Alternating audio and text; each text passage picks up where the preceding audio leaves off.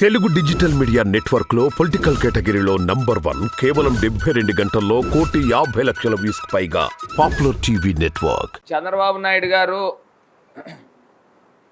పవన్ కళ్యాణ్ గారు, అదేవిధంగా బీజేపీ ముగ్గురు కలిపి మళ్ళీ ప్రజల ముందరకు వచ్చి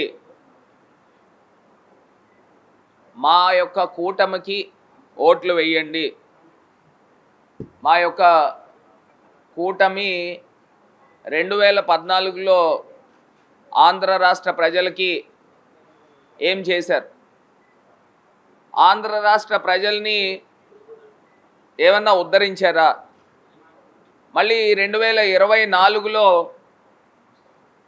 ఇదే స్థాయి హామీలతో రకరకాల హామీలు చెప్తా ఉన్నారు. ఇదే చంద్రబాబు నాయుడు గారు నరేంద్ర మోడీ గారు ఫోటో వేసుకుంటున్నారు, కిందన ఈయన సంతకం చంద్రబాబు నాయుడు గారు హామీ అని సంతకం చేస్తూ ఉన్నాడు. అంటే ఎంత దారుణం అండి. అంటే ఈయన పెట్టే హామీలకి, ఈయన పెట్టే ప్రామిసులకి నరేంద్ర మోడీ గారు సాక్ష్యమనా, లేదా నరేంద్ర మోడీ గారు సమ్మతంతో ఈయన ఆంధ్రప్రదేశ్ రాష్ట్రంలో హామీలు ఇస్తున్నాడా, దేనికి నిదర్శనం అని అడుగుతా ఉన్నా. ఇప్పుడు ఇదే చంద్రబాబు నాయుడు గారు 2014లో ఆంధ్రప్రదేశ్ రాష్ట్ర ప్రజలందరూ కూడా ఒక్కసారి గుర్తుకు తెచ్చుకోండి, ఈ చంద్రబాబు నాయుడు గారు రైతు రుణమాఫీ అని ఎలక్షన్లోకి వెళ్ళి దొంగ అబద్ధాలు ఆడి 89,000 కోట్లు, 87,612 కోట్లు రుణమాఫీ చేస్తానని ఆయన మాట ఇచ్చాడు. ఇది జరిగిందా అని ఆంధ్రప్రదేశ్ రాష్ట్ర ప్రజల్ని ఒక్కసారి ఆలోచన చేయమని కోరుతా ఉన్నా. అసలు ఏ రాష్ట్ర ప్రభుత్వానికైనా 10 ఏళ్ల క్రితం 87,000 కోట్ల రూపాయలు మాఫీ చేయడం సాధ్యమవుతుందా? అయ్యే పనేనా? పాపం ఆంధ్ర రాష్ట్ర ప్రజలకు తెలీదు. ఈయన రైతు రుణమాఫీ అన్నాడు. రైతులందరూ కూడా సుమారుగా ఆంధ్రప్రదేశ్ రాష్ట్రంలో దగ్గరగా 2 కోట్ల మంది జనాభా కలిగిన కుటుంబాలు ఉన్నాయి. అంటే ఆంధ్రప్రదేశ్ రాష్ట్రంలో చూస్తే అండి, సుమారుగా సగటున 3.5 కోట్ల మంది ఎంతమందో ఓటర్స్ ఉంటారు. 4 కోట్ల మంది, 3.5 కోట్లు. అందులో 2.5 కోట్ల మంది రైతు కుటుంబాలే ఉంటాయి. వాళ్ళందరినీ కూడా నమ్మించి ఓట్లు వేయించుకున్నాడు. మరి 87,612 కోట్ల రూపాయలు రుణమాఫీ జరిగిందా అని వాళ్ళ సూటిగా ప్రశ్నిస్తూ ఉన్నా. చంద్రబాబు నాయుడు గారు చేయలేదు కదా. ఇది కాకుండా మహిళా సంఘాలని నమ్మించి, వంచి మోసం చేశాడు. సుమారుగా 14,205 కోట్ల రూపాయలు మహిళలకి డ్వాక్రా రుణమాఫీ చేస్తానని చెప్పిన చంద్రబాబు నాయుడు డ్వాక్రా రుణమాఫీ అయిందా అని వాళ్ళు ప్రశ్నిస్తూ ఉన్నా. ఏ రకంగా కూడా కాలేదు కదా. మరి అది కూడా నమ్మించి మోసం చేశాడు. మరి ఎంత దారుణం అండి. ఇప్పుడు ఈయన ఇచ్చే హామీలు, ఈయన ఇచ్చే భవిష్యత్తు గ్యారంటీ, ఈయన ఇచ్చే షూరిటీ సంతకాలు దేనికి అని అడుగుతా ఉన్నా. ఒక్కసారి ప్రజలకు అన్నీ తెలుసండి. కాకపోతే 5 సంవత్సరాల గ్యాప్ వచ్చింది కదా. చంద్రబాబు నాయుడు గారు ఏమనుకుంటున్నాడంటే మర్చిపోయి ఉంటారు, ప్రజలు తిరిగి మాకు ఓట్లు వేస్తారని అనుకుంటా ఉన్నాడు. ఇది కాకుండా నిన్నో మొన్నో చంద్రబాబు నాయుడు గారు కొవ్వూరు సభకు వచ్చాడు. ఆ కొవ్వూరు సభలో చెప్తా ఉన్నాడు. ఏమని చెప్తున్నాడంటే, జాబ్ కావాలంటే ఇలా వేళ్ళు ఊపుతూ, జాబ్ కావాలంటే బాబు రావాలని. కనీసం ఏమాత్రం సిగ్గేమన్నా ఉందా? ఏమండి చంద్రబాబు నాయుడు గారు, ఏమన్నా సిగ్గేమన్నా ఉందా? ఎవరైనా కనీసం 10 ఏళ్ల క్రితం మీరు చెప్పిన హామీలు, జాబ్ కావాలంటే బాబు రావాలంటే పాపం అందరు నమ్మేశారు.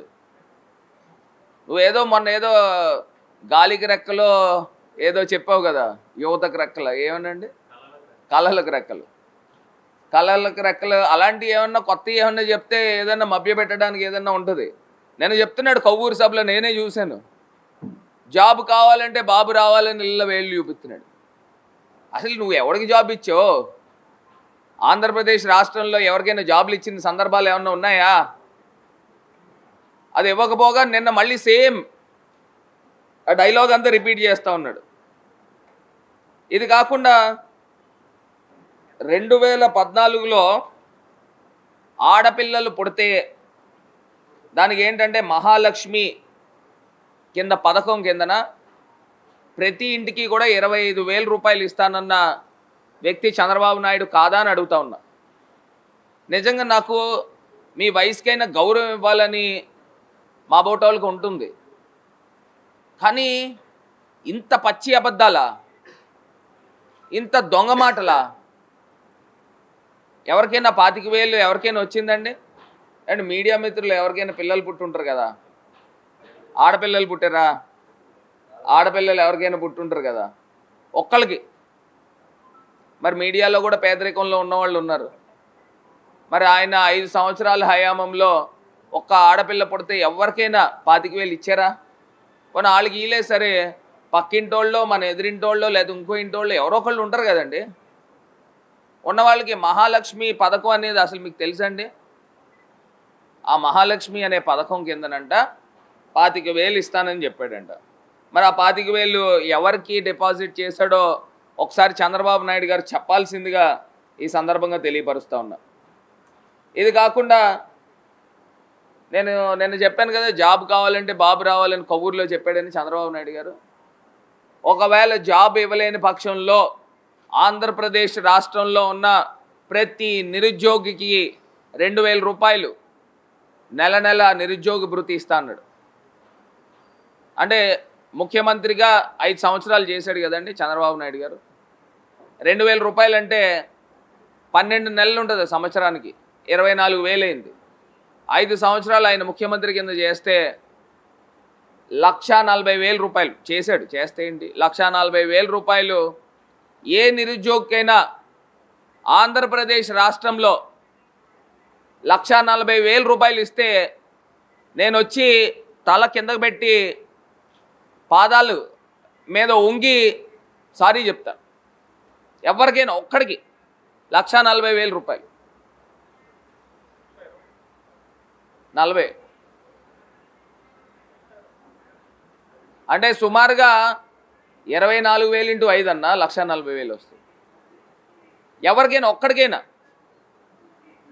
2,000 ఇంటూ 12 24,000, 24,000 ఇంటూ 5 సంవత్సరాలు 1,40,000 రూపాయలు. ఎంత పచ్చి అబద్ధం అండి! అంటే ఆంధ్రప్రదేశ్ రాష్ట్రంలో ఎంతమంది నిరుద్యోగులు ఉన్నారు, అసలు ఎవరికి నువ్వు ఎంత డబ్బు ఇచ్చావు, వైట్ పేపర్ రిలీజ్ చేయడానికి సిద్ధంగా ఉన్నావా చంద్రబాబు నాయుడు గారు? 1,20,000నా? సరే, ఇన్ని అబద్ధాలు ఆడుతూ ఉంటే, ఇంత దారుణంగా వ్యవహరిస్తూ ఉంటే, ఇట్లాగా మళ్ళీ అదే రకంగా ఈయన చెప్పిన అంశాలు ఏంటంటే 10,000 కోట్ల రూపాయలతో బీసీ సప్లాన్, చేనేత, పవర్ లూమ్స్ రుణాల మాఫీ ఎవడికి చేశాడండి? ఓడిగని చేశాడా? మహిళలు రక్షణ కిందన విమెన్ ప్రొటెక్షన్ ఫోర్స్. అసలు ఇవన్నీ కూడా నేను చూస్తూ ఉంటే నాకు ఆశ్చర్యం వేస్తుంది.